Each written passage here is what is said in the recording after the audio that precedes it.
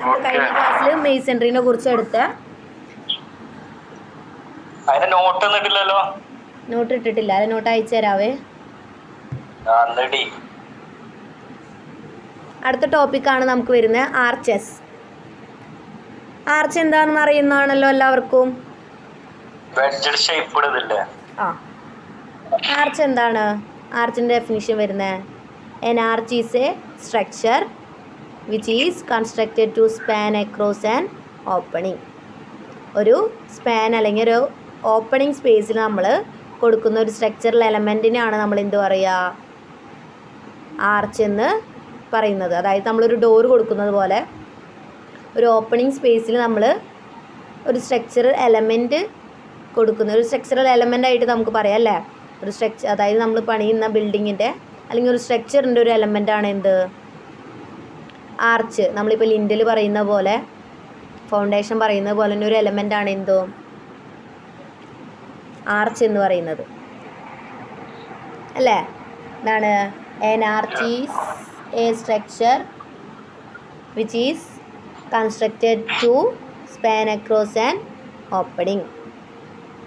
Clear ആണല്ലോ arch എന്താണെന്നുള്ളത്?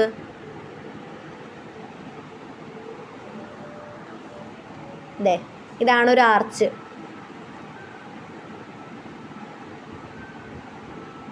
ഇതൊരു സെഗ്മെൻ്റൽ ആർച്ചാണ് കാണിച്ചിട്ടുള്ളത്. എലമെൻസിനെ കുറിച്ചാണ് പറയുന്നത്. നോക്കിയേ, സ്പാൻ. എന്താണ് സ്പാൻ? ഇതാണ് സ്പാൻ അല്ലേ? അതായത് ഒരു ആർച്ചിൻ്റെ അല്ലെങ്കിൽ ഒരു ഓപ്പണിങ്ങിൻ്റെ രണ്ട് സപ്പോർട്ടുകൾ തമ്മിലുള്ള ഹൊറിസോണ്ടൽ ആയിട്ടുള്ള ഡിസ്റ്റൻസിനെയാണ് നമ്മൾ എന്ത് പറയുക? സ്പാൻ അല്ലേ? ഒരു ആർച്ചിൻ്റെ രണ്ട് സപ്പോർട്ടുകൾ തമ്മിലുള്ള ഒരു ഹൊറിസോണ്ടൽ ഡിസ്റ്റൻസിനെയാണ് നമ്മൾ എന്ത് പറയുക? സ്പാൻ എന്ന് പറയുക. ദൂരം എന്ന് പറയാം, അല്ലെങ്കിൽ ദൈർഘ്യം, അങ്ങനെയൊക്കെ പറയാം സ്പാനിനെ കേട്ടോ മലയാളത്തിൽ. സ്പാൻ ക്ലിയർ ആണല്ലോ?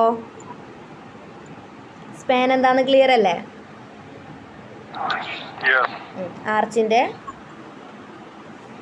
ആർച്ചിൻ്റെ രണ്ട് സപ്പോർട്ടുകൾ തമ്മിലുള്ള ഹൊറിസോണ്ടൽ ആയിട്ടുള്ള ഡിസ്റ്റൻസിന് നമ്മൾ സ്പാൻ എന്ന് പറയും.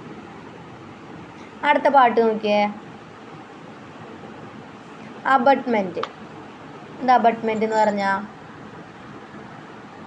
ഒരു സപ്പോർട്ട് അല്ലേ? ഒരു സൈഡിലുള്ള സപ്പോർട്ടിന് നമ്മൾ എന്ത് പറയും? അബട്ട്മെൻറ്റ്.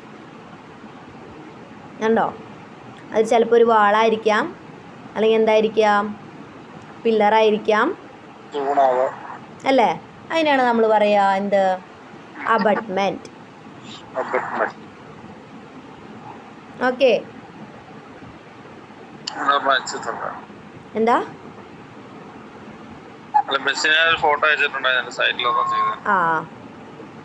നോക്കാട്ടോ. നോക്കിയേ, അബട്ട്മെൻറ്റ് അല്ലെങ്കിൽ ഇത് എന്താണ്? ഒരു സപ്പോർട്ട്, ഒരു വാളായിരിക്കാം അല്ലെങ്കിൽ ഒരു പില്ലറായിരിക്കാം. അതിനെയാണ് നമ്മൾ പറയുക അബട്ട്മെൻറ്റ് എന്ന് പറയാം. അടുത്ത എന്താ? Springing line. എന്താ സ്പ്രിംഗിങ് ലൈൻ എന്ന് പറഞ്ഞു കഴിഞ്ഞാൽ? അതായത് സപ്പോർട്ടുകളുടെ ഏറ്റവും ഹയസ്റ്റ് പൊസിഷനിൽ നമ്മൾ വരയ്ക്കുന്ന സ്പാനെയാണ് സ്പ്രിംഗിങ് ലൈൻ എന്ന് പറയാം. കണ്ടോ, ഇതാണ് സപ്പോർട്ടിൻ്റെ ഏറ്റവും ടോപ്പർ എൻഡുകൾ തമ്മിൽ കണക്ട് ചെയ്ത് വരയ്ക്കുന്ന ഒരു ലൈനാണ്, അല്ലെങ്കിൽ ഒരു ഇമാജിനറി ലൈനെയാണ് നമ്മൾ സ്പ്രിംഗിങ് ലൈൻ എന്ന് പറയാം.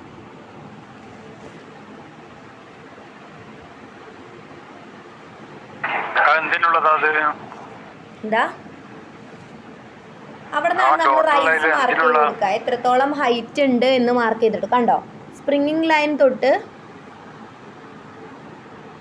കണ്ടോ റൈസ്, ഒരു ആർച്ചിൻ്റെ റൈസ് നമ്മൾ മാർക്ക് ചെയ്ത് കൊടുക്കുക. ഇങ്ങനെയാണ് സ്പ്രിംഗിങ് ലൈനിൽ നിന്നാണ് നമ്മൾ അതിൻ്റെ ഹൈറ്റ് പറയുക. എപ്പോഴും ആർച്ചിൻ്റെ ഹൈറ്റ് നമ്മൾ പറയാം ഇങ്ങനെ ഒരു ലൈൻ, നമ്മുടെ സപ്പോർട്ടായിട്ട് ജോയിൻ ചെയ്യുന്ന ലൈനിൽ നിന്ന് തൊട്ടുള്ള ഹൈറ്റിനെയാണ് നമ്മൾ റൈസ് എന്ന് പറയുക. ഒരിക്കലും താഴെ തൊട്ട് ആർച്ചിൻ്റെ ഹൈറ്റ് നമ്മൾ പറയില്ല. ഓക്കെ, ഇതിനാണ് റൈസ് എന്ന് പറയുക. അതുപോലെ എക്സ്ട്രഡോസ് ഉണ്ട്. എന്താ എക്സ്ട്രഡോസ്? നോക്കിയേ, എവിടെയാണ് എക്സ്ട്രഡോസ് മാർക്ക് ചെയ്തിട്ടുള്ളത്? ഇതാണ് എക്സ്ട്രഡോസ്. അതായത് ഇന്നർ കർവിനെയാണ് നമ്മൾ എക്സ്ട്രഡോസ് എന്ന് പറയുക. എന്താ? Inner curve. അതിനെയാണ് നമ്മൾ എക്സ്ട്രഡോസ് എന്ന് പറയുക. ഇൻട്രഡോക്സ് എന്ന് പറയുക. എക്സ്ട്രഡോസ് എന്താ?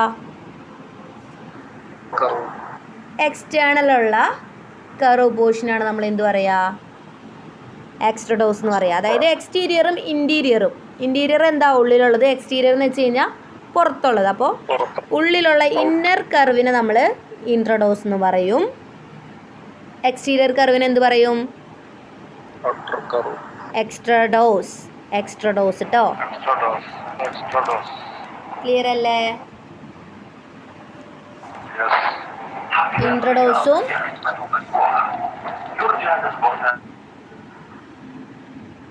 ഇൻട്രഡോസും എക്സ്ട്രഡോസും ക്ലിയർ ആണല്ലോ? ഇന്നർ കർവും ഔട്ടർ കർവും.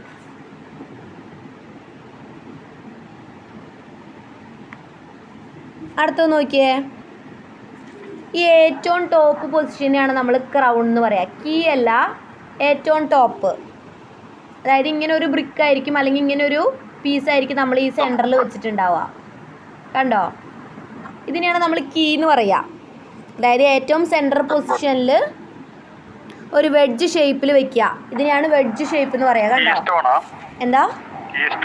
കീ സ്റ്റോൺ എന്ന് പറയുന്നത്. അതായത് കീ സ്റ്റോൺ. സ്റ്റോൺ ആണെങ്കിൽ കീ സ്റ്റോൺ എന്ന് നമ്മൾ പറയും. ഇത് സ്റ്റോണിൻ്റെ കേസിലാണ് നമ്മൾ കീ സ്റ്റോൺ എന്ന് പറയുക. അതായത് ഏറ്റവും ടോപ്പിൽ ആർച്ചിൻ്റെ ഏറ്റവും ഹയസ്റ്റ് പൊസിഷനിൽ വെക്കുന്ന വെഡ്ജ് ഷേപ്പ്ഡ് ആയിട്ടുള്ള യൂണിറ്റിനെയാണ് നമ്മൾ കീ എന്ന് പറയുക. അതിൻ്റെ ഏറ്റവും ടോപ്പ് പൊസിഷൻ കാണിക്കാനായിട്ടാണ് നമ്മൾ എന്ത് പറയുക? ഈ കീയിൽ തന്നെ കണ്ടോ? കീ ഇങ്ങനെ കയറിയിരിക്കുന്നുണ്ട്. കണ്ടോ? നോർമലായിട്ടുള്ള ആർച്ച് ഷേപ്പിനെക്കാട്ടും കുറച്ചുകൂടി കയറിയിരിക്കുന്നുണ്ട്. അപ്പോൾ ഇതിൻ്റെ ഏറ്റവും ടോപ്പ് പൊസിഷന് നമ്മൾ എന്താ പറയുക? ക്രൗൺ എന്ന് പറയും. എന്താ? ക്രൗൺ. എന്താ ക്രൗൺ? ക്രൗൺ എന്താ? കിരീടം. അതായത് ഏറ്റവും മുകളിൽ വെക്കുന്ന, നമ്മൾ ഏറ്റവും തലയിൻ്റെ മുകളിൽ വെക്കുന്ന അതിനെയാണ് നമ്മൾ ക്രൗൺ എന്ന് പറയുക. അതായത് കീ സ്റ്റോണിൻ്റെ ഏറ്റവും ടോപ്പ് പൊസിഷൻ, അതായത് കീ കുറച്ചും കൂടി മുകളിലേക്ക് കയറി, കീ സ്റ്റോൺ കുറച്ചും കൂടി മുകളിലേക്ക് കയറിയിട്ട് ഇരിക്കാം. അപ്പം അതിൻ്റെ ഏറ്റവും ടോപ്പ് പൊസിഷന് നമ്മൾ എന്ത് പറയും? ക്രൗൺ എന്ന് പറയും. അടുത്ത നോക്കിയേ. വൗസ്രോയിർ. എന്താ? വൗസോയിർ. വൗസോയിർ മലയാളം.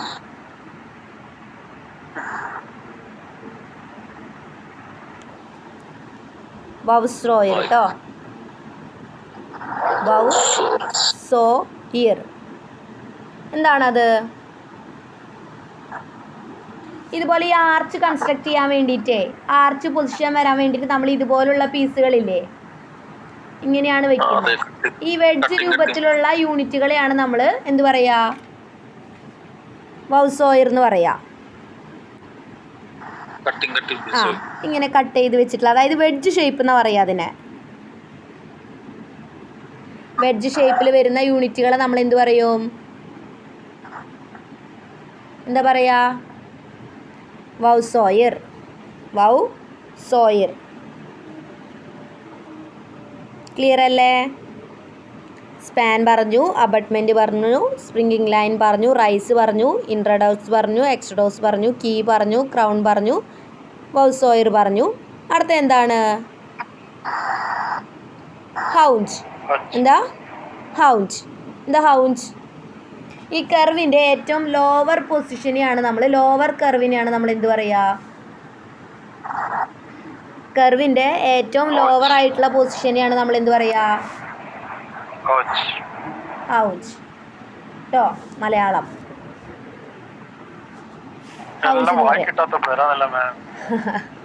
ഇല്ല, കുഴപ്പമില്ല, കുറച്ചല്ലേ ഉള്ളൂ. ബാക്കിയൊക്കെ പറയാൻ കിട്ടുന്നില്ല. ഇത് വൈസോയിർ, അതുപോലെ ഹൗഞ്ച്, അതൊക്കെയല്ലേ കിട്ടാത്തുള്ളൂ. ബാക്കിയൊക്കെ സിമ്പിളായിട്ട് പഠിക്കാവുന്നതാണല്ലോ. ഇത് സിമ്പിളായിട്ട് പഠിക്കാവുന്നതാണ് കേട്ടോ. ഇത് ചിലപ്പോൾ നിങ്ങൾക്ക് ഒരു ആർച്ച് വരച്ച് അതിൻ്റെ എലമെൻറ്റ്സ് മാർക്ക് ചെയ്യാനായിരിക്കും ചിലപ്പോൾ ഒരു ക്വസ്റ്റ്യൻ, അല്ലെങ്കിൽ എലമെൻറ്റ്സിനെ കുറിച്ച് എക്സ്പ്ലെയിൻ ചെയ്യാനായിരിക്കും. സിമ്പിളായിട്ട് ചെയ്യാവുന്നേ ഉള്ളൂ കേട്ടോ.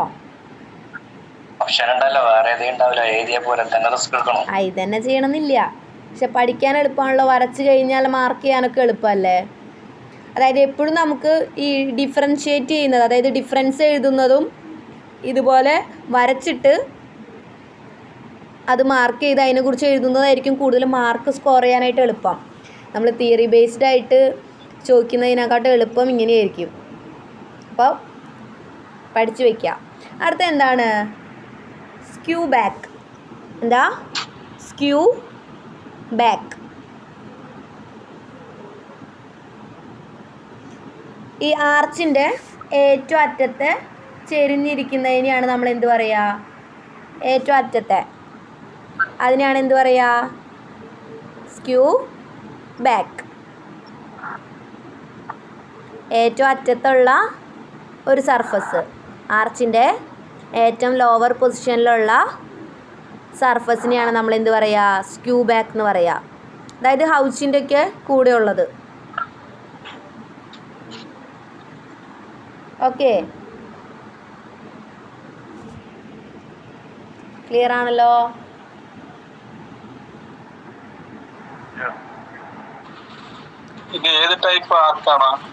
ഇത് എന്താ? സെഗ്മെൻ്റൽ ആർച്ചാണ്. നമ്മൾ ഡിഫറെൻറ്റ് ടൈപ്സ് ഓഫ് ആർച്ച് പഠിക്കാനുണ്ട്. അതിലൊരു സെഗ്മെൻ്റൽ ആർച്ച്. എല്ലാ ആർച്ചിൻ്റെയും ഇങ്ങനെ തന്നെയാണ് വരിക, എലമെൻറ്റ്സ് ഇങ്ങനെ തന്നെയാണ് വരിക. അപ്പോൾ ഈ സെഗ്മെൻ്റൽ ആർച്ചിൻ്റെ ഫിഗർ കിട്ടിയോണ്ട് ഞാനത് ആഡ് ചെയ്തെന്നുള്ളൂ. എല്ലാത്തിൻ്റെയും എലമെൻറ്റ്സ് ഇതൊക്കെ തന്നെയാണ്. ഓരോ ആർച്ച് അനുസരിച്ച് എലമെൻറ്റ്സ് മാറുന്നില്ല. എലമെൻറ്റ്സ്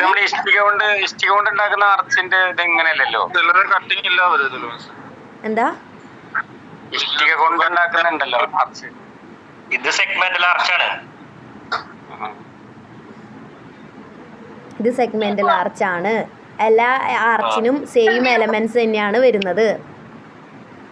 ആർച്ച് മാറുന്നതിനനുസരിച്ച് അതിന്റെ എലമെന്റ്സിന്റെ പേരൊന്നും മാറില്ല.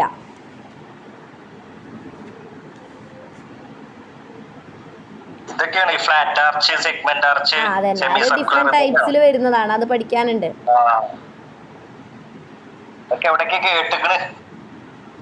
കേൾക്കണല്ലോ. പോയിന്റ് ആർച്ച് ഒക്കെ അല്ലേ?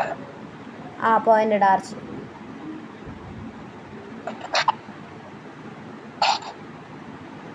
അടുത്ത എന്താണ്? സ്പാൻഡ്രിൽ. നോക്കിയേ, ഈ ഒരു പൊസിഷൻ. സ്പാൻഡ്രിൽ എന്താണ്? ഇതുപോലെ ആർച്ച് വരുമ്പോൾ ഇവിടെ ഒരു ട്രയാങ്കുലർ പോർഷൻ വരും. കണ്ടോ? ഇതുപോലെ ഒരു ട്രയാങ്കുലർ പോർഷൻ അല്ലേ വരുന്നത്? അതായത് ഈ ഒരു പോർഷൻ കണ്ടോ? ആ, അതിന് നമ്മൾ എന്ത് പറയും? Spandrel. എന്താണ്? Spandrel. സ്പാനും ഡ്രില്ലും കൂടി, ഇത് സ്പാൻ ഡ്രിൽ കേട്ടോ.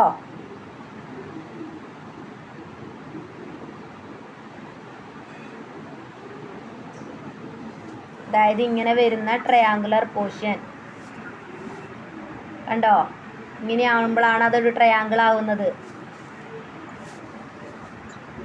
അതായത് ഈ ഒരു ലൈൻ, അതായത് ക്രൗണിലേക്ക് ടച്ച് ചെയ്യുന്ന ഏറ്റവും ടോപ്പായിട്ടുള്ള ലൈൻ കണ്ടോ? ക്രൗണിലേക്ക് ടച്ച് ചെയ്യുന്ന ലൈൻ, അതുപോലെ എക്സ്ട്രാ ഡോസ് മേക്ക് ചെയ്യുന്ന പോയിൻറ്റ്സുകളും. ഈ ഒരു പൊസിഷൻ ട്രയാങ്കിളിനെയാണ് നമ്മൾ സ്പാൻഡ്രിൽ എന്ന് പറയുക.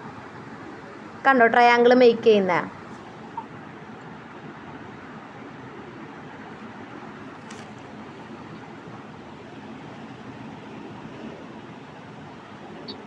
ഓക്കെ, അപ്പോൾ ഈ എലമെൻറ്റ്സ് നമ്മൾ സ്റ്റാർട്ട് ചെയ്യുന്നുണ്ട്. എന്താണ്? ഇൻട്രൊഡോസ്.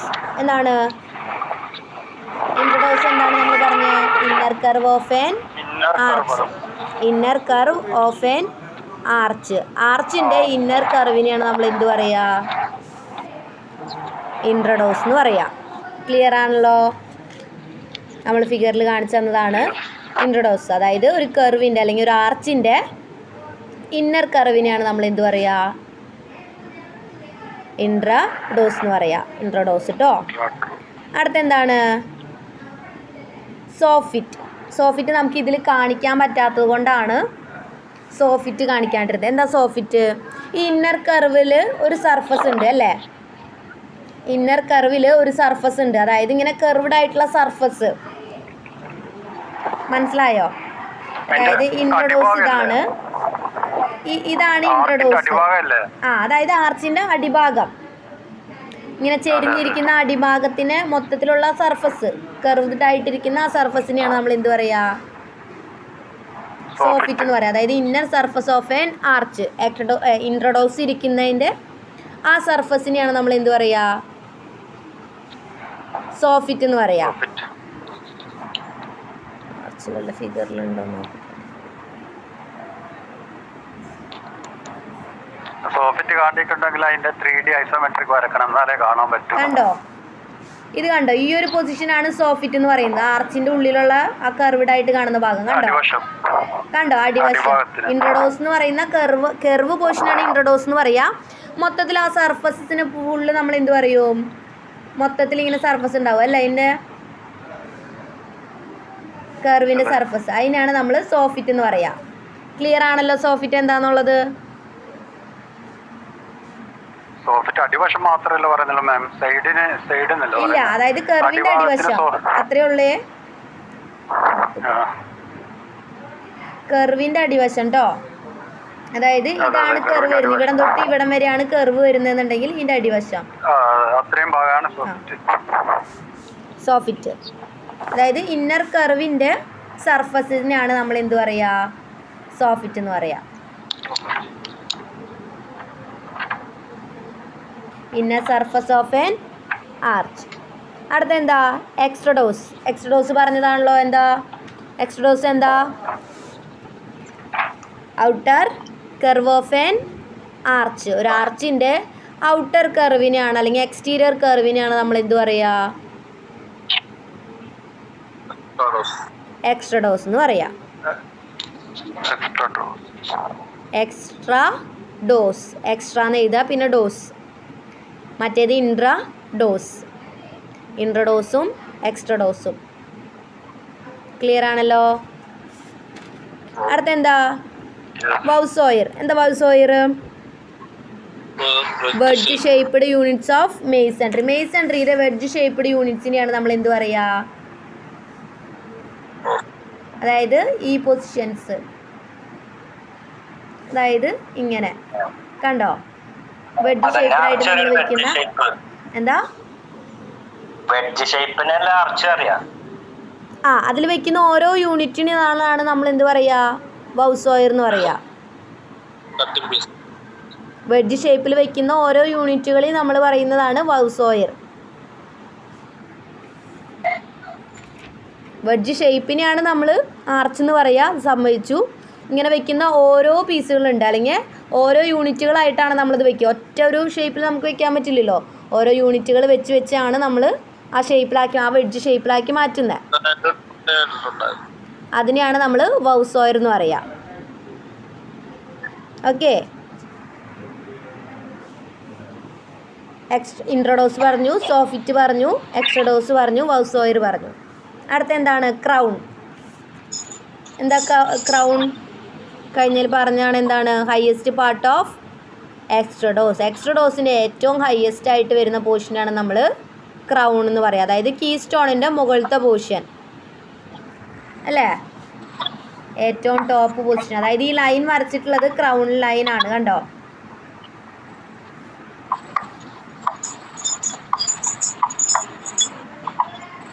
ഈ ലൈൻ മീറ്റ് ചെയ്യുന്ന ഏറ്റവും ഹയസ്റ്റ് പോയിന്റ്, അതായത് എക്സ്റ്റീരിയർ കർവിൻ്റെ അല്ലെങ്കിൽ ഔട്ടർ കർവിൻ്റെ ഏറ്റവും ഹയസ്റ്റ് ആയിട്ടുള്ള പൊസിഷനാണ് നമ്മൾ എന്ത് പറയുക?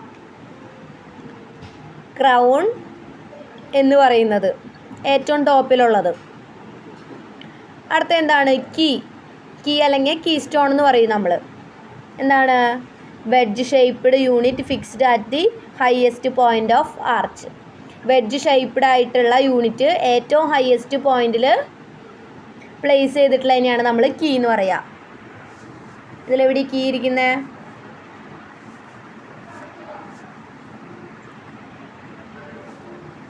ഈ പോയിന്റ് ഇതാണ് എന്ത് കീ. ഇതല്ലേ ഏറ്റവും ഹയസ്റ്റ് പൊസിഷനിലിരിക്കുന്ന വെഡ്ജ് യൂണിറ്റ്, വെഡ്ജ് ഷേപ്പ്ഡ് ആയിട്ടുള്ള യൂണിറ്റ് അല്ലേ? ക്ലിയർ അല്ലേ? കീ എന്താണെന്നുള്ളത്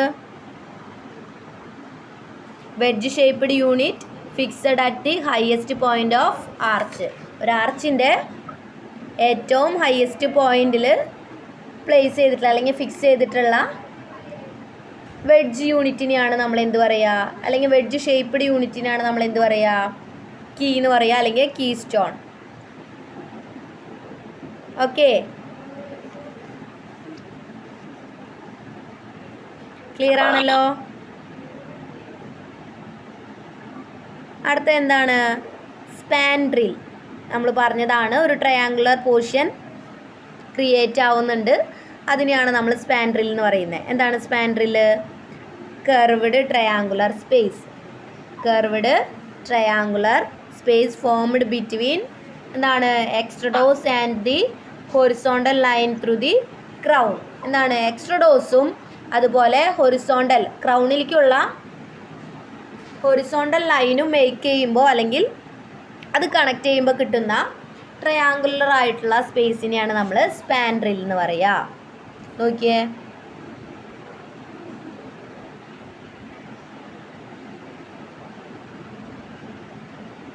അതായത് ക്രൗണിലേക്ക് വരയ്ക്കുന്ന ഹൊറിസോണ്ടൽ ലൈൻ അതും എക്സ്ട്രഡോസുകളും തമ്മിൽ കണക്ട് ചെയ്യുമ്പോൾ ഇതൊരു ട്രയാങ്കുലർ പോർഷനായിട്ട് നമുക്ക് പറയാം. ഇതിനെയാണ് നമ്മൾ എന്ത് പറയുക? Spandrel. കണ്ടോ? ക്ലിയർ ആണല്ലോ? Curved triangular space formed between extrados and the horizontal line through the crown. ക്രൗണിലേക്ക് വരയ്ക്കുന്ന ഹൊറിസോണ്ടൽ ലൈനും അതുപോലെ തന്നെ എന്താണ് എക്സ്ട്രഡോസിൻ്റെ കർവ്ഡ് ആയിട്ടുള്ള പോർഷനും തമ്മിൽ ഫോം ചെയ്യുന്ന ഒരു കർവ്ഡ് ട്രയാങ്കുലർ സ്പേസിനെയാണ് നമ്മൾ എന്ത് പറയുക? സ്പാൻ ഡ്രിൽ എന്ന് പറയുന്നത്. അടുത്ത നോക്കിയേ, സ്ക്യൂ ബാക്ക്. എന്താണ് skew back? Inclined splayed surface on the abutment which is prepared to receive the arch. നമ്മൾ പറഞ്ഞു ഏറ്റവും ലോവറിൽ വരുന്ന സർഫസിനെയാണ് നമ്മൾ എന്ത് പറയുക? സ്ക്യൂ ബാക്ക് എന്ന് പറയുക. അതായത് ഒരു ആർച്ചിൻ്റെ അല്ലെങ്കിൽ ആ കർവിൻ്റെ ഏറ്റവും ലോവർ പൊസിഷനിൽ വരുന്ന സർഫസിനെയാണ് നമ്മൾ എന്ത് പറയുക? സ്ക്യൂ ബാക്ക് എന്ന് പറയുക. നോക്കിയാൽ inclined splayed surface on the abutment. നമ്മൾ പറഞ്ഞു അബട്ട്മെൻറ്റുമെയാണ് എന്തിരിക്കുന്നത്? സ്ക്യൂ ബാക്ക് ഇരിക്കുന്നത്. കണ്ടോ? അതായത് ഒരു സപ്പോർട്ടുമെയാണ് എന്തിരിക്കുന്നത്? സ്ക്യൂ ബാക്ക് ഇരിക്കുന്നത്. അതായത് ഇതൊരു സപ്പോർട്ടാണ് അല്ലെങ്കിൽ ഇതൊരു അബട്ട്മെൻ്റ് ആണ്. ഒരു സപ്പോർട്ടിന് നമ്മൾ അബട്ട്മെൻ്റ് എന്ന് പറഞ്ഞാൽ ഇതിലെ ഇങ്ങനെ ഇരിക്കുന്ന ഒരു സർഫസ് കണ്ടോ? Skew back. അതായത് ആർച്ചിനെ റിസീവ് ചെയ്യുന്ന പാർട്ടാണ് എന്ത്? Skew back. അതായത് ആർച്ചിനെ റിസീവ് ചെയ്ത് വന്നിരിക്കുക. അതായത് ഈ ഒരു ഇതുപോലുള്ള ഒരു ആർച്ച് എന്ത് ചെയ്യാണ്?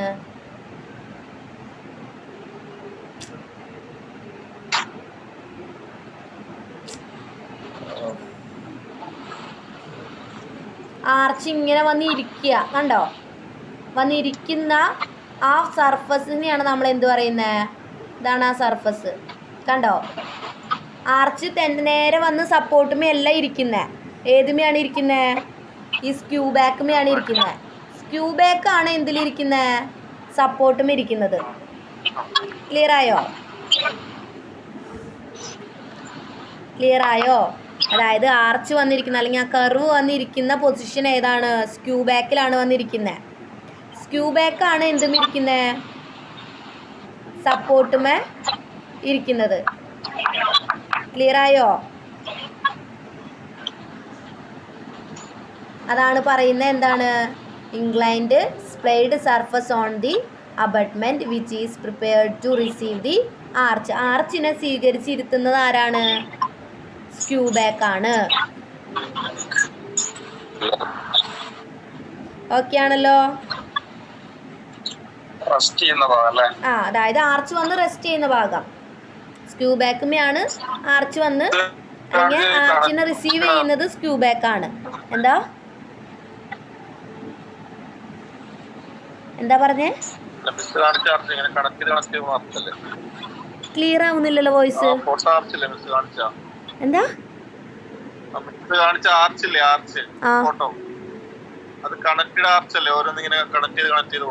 ആ അതെ എന്തേ അതിങ്ങനെ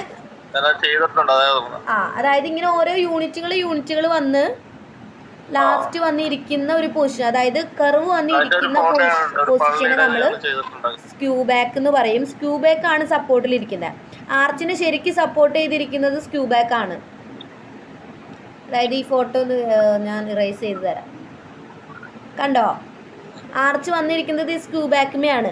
അതായത് ഈ സർഫസിലാണ്, അതായത് ഇങ്ങനെ ഒരു കർവ് ഇരിക്കുന്ന സർഫസിലാണ് എന്ത് വന്നിരിക്കുന്നത്, ആർച്ച് വന്നിരിക്കുന്നത്. കണ്ടോ, ആ വരച്ചിരിക്കുന്ന ലൈനിലാണ് ആർച്ച് കണക്ട് ചെയ്ത് വന്നിരിക്കുന്നത്. അതായത് ആർച്ചിനെ റിസീവ് ചെയ്ത് ഇരുത്തിയിരിക്കുന്നത് ആരാണ്, സ്ക്യൂ ബാക്ക് ആണ്.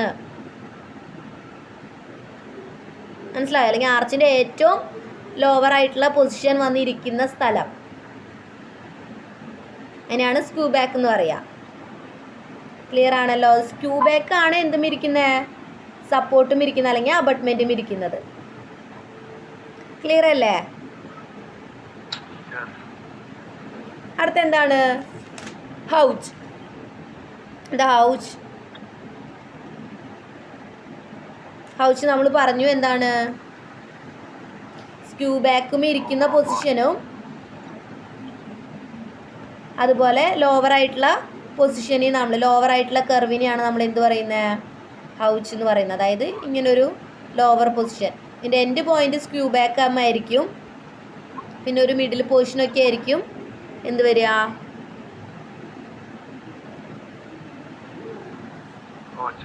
ഈ ഒരു പൊസിഷൻ, അതായത് മുകളിൽ കേട്ടോ. എക്സ്ട്രാ ഡോസിലാണ് വരുന്നത്, ഇന്നർ ഡോസിൽ വരുന്നില്ല. എക്സ്ട്രാ ഡോസിൻ്റെ പൊസിഷൻ കണ്ടോ, ഹൗച്ച്. സ്ക്യൂ ബാക്കുമേ ആയിരിക്കും അത് എൻഡ് ചെയ്യുന്നത്.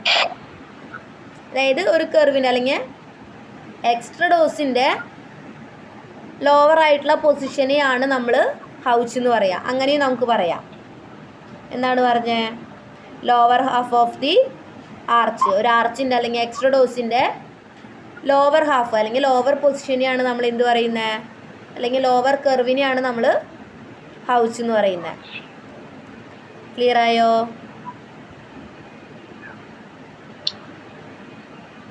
ഓക്കെ. അടുത്ത എന്താണ്, സ്പാൻ.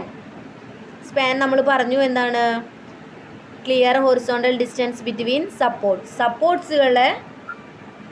സപ്പോർട്ടുകൾ തമ്മിലുള്ള ഹൊറിസോണ്ടൽ ഡിസ്റ്റൻസിനെയാണ് നമ്മൾ എന്ത് പറയുന്നത്, സ്പാൻ എന്ന് പറയുന്നത്. എന്താണ് സ്പാൻ എന്ന് പറയുന്നത്? എന്താണ്, ക്ലിയർ ഹൊറിസോണ്ടൽ ഡിസ്റ്റൻസ് ബിറ്റ്വീൻ സപ്പോർട്ട്സുകൾ തമ്മിലുള്ള ഹൊറിസോണ്ടൽ ആയിട്ടുള്ള ഡിസ്റ്റൻസിനെയാണ് നമ്മൾ എന്ത് പറയുക, സ്പാൻ എന്ന് പറയുന്നത്.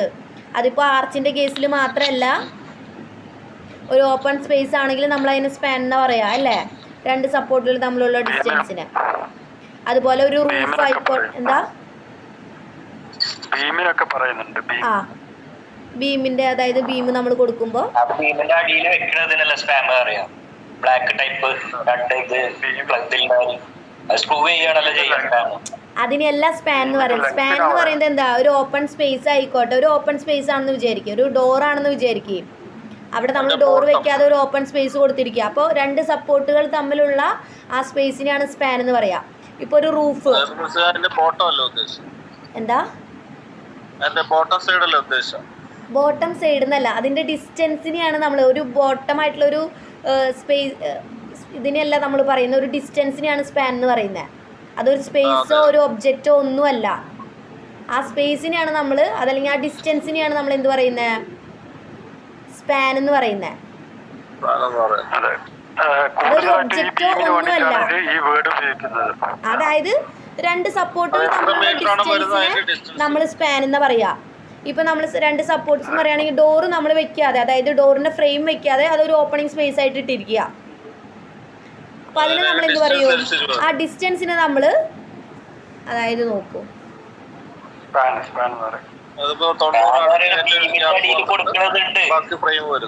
അതായത് ഇതൊരു ഓപ്പണിംഗ് സ്പേസ് ആണ്. ഇവിടെ നമ്മൾ മേസൺറി ചെയ്തിരിക്കുക. ഇതിന്റെ മുകളിൽ ലിഞ്ചലൊക്കെ പോകുന്നുണ്ട്, ഇതിന്റെ താഴെ മേസൺറി. ഇതൊരു നമ്മൾ ഓപ്പൺ സ്പേസ് ആയിട്ട് കൊടുത്തിരിക്കുകയെന്ന് വിചാരിക്കേ. ഈ രണ്ട് സപ്പോർട്ടുകൾ തമ്മിലുള്ള ഡിസ്റ്റൻസിനെയാണ് നമ്മൾ എപ്പോഴും സ്പാൻ എന്ന് പറയാ. ഈ സ്പാൻ എന്ന് പറയുന്നത് ഒരു ഒബ്ജക്റ്റോ ഒന്നുമല്ല, താഴെ കൊടുക്കുന്ന ബോട്ടം പൊസിഷനോ പറയുന്ന പേരും അല്ല. എന്താണ്? രണ്ട് സപ്പോർട്ടുകൾ തമ്മിലുണ്ട്, രണ്ട് സപ്പോർട്ട്സ് ഉണ്ടെങ്കിൽ അത് തമ്മിലുള്ള ഡിസ്റ്റൻസിനെയാണ് നമ്മൾ സ്പാൻ എന്ന് പറയാ. ഈ സ്പാനിന്റെ അനുസരിച്ചായിരിക്കും നമ്മൾ ബീമിന്റെ ഡിസൈനിങ് ചെയ്യുന്നത്. എത്രത്തോളം തിക്നെസ് വേണം, അതുപോലെ എത്രത്തോളം സ്റ്റീല്, ഏത് സൈസിലുള്ള സ്റ്റീല് പ്രൊവൈഡ് ചെയ്ത് കൊടുക്കണം എന്നൊക്കെ തീരുമാനിക്കുന്നത് ഈ സ്പാനിനെ അപേക്ഷിച്ചായിരിക്കും നമ്മൾ തീരുമാനിക്കുക. ഇപ്പോൾ ഒരു റൂഫ് ആയിക്കോട്ടെ, ഒരു ട്രസ് ചെയ്യുക, നമ്മൾ സ്റ്റീൽ ട്രസ് ചെയ്യുക. ആ സ്റ്റീൽ ട്രസ്സിൻ്റെ അല്ലെങ്കിൽ ഒരു 2 വോള്, ഇതിന് മുകളിൽ നമ്മൾ ഒരു വോൾ പ്ലേറ്റ് ഒക്കെ കൊടുത്തിട്ട് ഒരു റൂഫ് നമ്മളിങ്ങനെ കൺസ്ട്രക്ട് ചെയ്തു. ഈ രണ്ട് സപ്പോർട്ടുകൾ തമ്മിലുള്ള ഡിസ്റ്റൻസിനെയും നമ്മൾ സ്പാൻ എന്നാ പറയാ. മനസ്സിലായോ? അതായത് രണ്ട് സപ്പോർട്ടുകൾ ഉണ്ടെങ്കിൽ ആ രണ്ട് സപ്പോർട്ടുകൾ തമ്മിലുള്ള ഡിസ്റ്റൻസിനെയാണ് നമ്മൾ സ്പാൻ എന്ന് പറയുന്നത്. അതിൻ്റെ ബോട്ടം പൊസിഷനെ പറയുന്ന പേരോ, നമ്മൾ വേറെ എന്തെങ്കിലും അഡീഷണൽ ചെയ്യുന്ന വർക്കിനെ പറയുന്ന പേരോ, ഒരു ഒബ്ജക്റ്റിനെ പറയുന്ന പേരോ ഒന്നുമല്ല. ഇപ്പൊ നമ്മൾ ഇൻട്രഡോസും എക്സ്ട്രഡോസും പറഞ്ഞു. എന്താ? ബീമിന്റെ അടിയിൽ നമ്മൾ കൊടുക്കില്ലേ ഒബ്ജക്റ്റ്, എന്താണ് സ്ക്രൂ ചെയ്ത് അതിനെന്താ പറയാ? ബീമിന്റെ അടിയിലോ? വർക്ക് ചെയ്യണല്ലേ, ബിൽഡിംഗ് ഒക്കെ ചെയ്യുമ്പോ നമ്മള് സ്പാൻ കൊടുക്കും. സ്പാൻ കൊടുക്കണുണ്ടോ? അത് വേറെ അത് സെൻട്രിങ് സ്പാൻ ആണ്. അത് ജാക്കി സ്പാൻ എന്നൊക്കെ പറയും. അത് സപ്പോർട്ടിന് കൊടുക്കുന്നത്, അതായത് ആ ബീമിനെ സപ്പോർട്ട് ചെയ്യാൻ വേണ്ടി കൊടുക്കുന്നതാണ്. അത് ശരി, സപ്പോർട്ട് സ്പാൻ ആണ് അത്. നമ്മൾ സ്പാനല്ല അറിയാം. സ്പാൻ അല്ലേ ഇത്? അത് നമ്മൾ എക്സ്ട്രാ സപ്പോർട്ട് കൊടുക്കുന്നതാ. അതിന് നമ്മൾ ശരിക്കും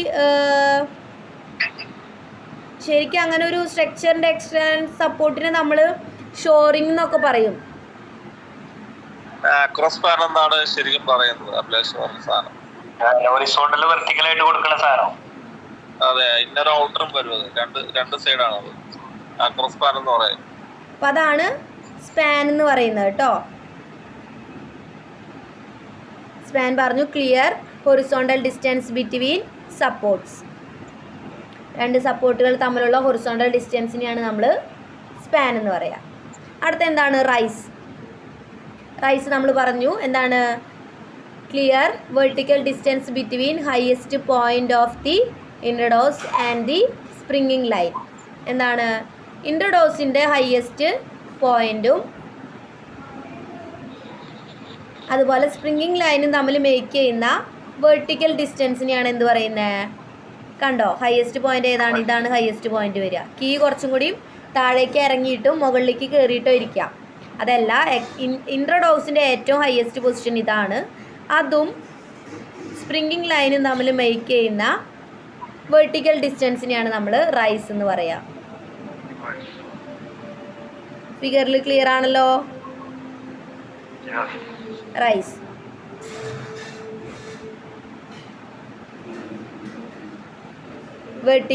Clear vertical distance between highest point of the introdos and the springing line. അടുത്ത എന്താണ്? ഡെപ്ത്. എന്താ ഡെപ്ത്? ആഴം. അത് ഈ ആർച്ചിൽ എന്തിനാ നമ്മൾ ഡെപ്ത് എന്ന് പറയാ?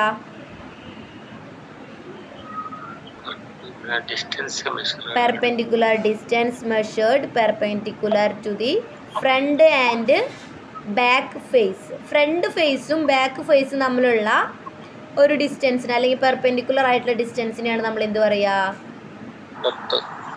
ഡെപ്ത് എന്ന് പറയാ. ഫ്രണ്ട് ഫേസും ബാക്ക് ഫേസും അറിയാലോ ഒരു ആർച്ചിന്റെ.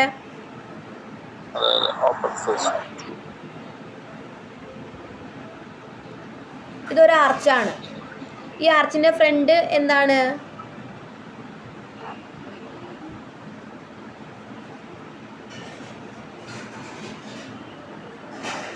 ഫ്രണ്ട് ഫേസ് ഇതാണ്, അതായത് എക്സ്ട്രഡോസ് വരുന്ന ഫേസ് അല്ല ഇൻട്രഡോക്സ് വരുന്ന ഫേസ്, അതും അതിൻ്റെ ബാക്ക് ഏതായിരിക്കും?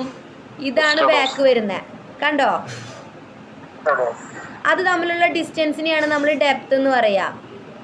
നമ്മൾ ഡെപ്ത് എന്ന് പറയുമ്പോൾ നമുക്ക് ആഴം, താഴേക്ക് പോകുന്ന ഒരു ഇമാജിനായിരിക്കും നമുക്ക് വരിക. ശരിക്കും നമ്മളെപ്പോഴും ഡെപ്ത് എന്ന് പറയുമ്പോൾ താഴേക്ക് പോകാമെന്നല്ല വിചാരിക്കുക, അങ്ങനെ വിചാരിക്കരുത്. ഫ്രണ്ട് ഫേസും ബാക്ക് ഫേസും തമ്മിലുള്ള പെർപെൻഡിക്കുലർ ഡിസ്റ്റൻസിനെയാണ് നമ്മൾ ഡെപ്ത് എന്ന് പറയുക കേട്ടോ. നമുക്ക് ഓൾറെഡി നമ്മുടെ മൈൻഡിലേക്ക് വരിക ഡെപ്ത് എന്ന് പറയുമ്പോൾ നമുക്ക് താഴേക്ക് പോകുന്ന ഒരു ഇമാജിനറിയാണ് നമുക്ക് വരിക. അതല്ല, ഒരു ആർച്ചിൻ്റെ ഫ്രണ്ട് ഫേസും ബാക്ക് ഫേസും തമ്മിലുള്ള പെർപെൻഡിക്കുലർ ആയിട്ടുള്ള ഡിസ്റ്റൻസിനെയാണ് നമ്മൾ എന്ത് പറയുക? ഡെപ്ത് എന്ന് പറയാം. ക്ലിയർ ആണല്ലോ? മതിയോ ഒന്ന് ക്ലാസ്? മതി ക്ലാസ്സിലെ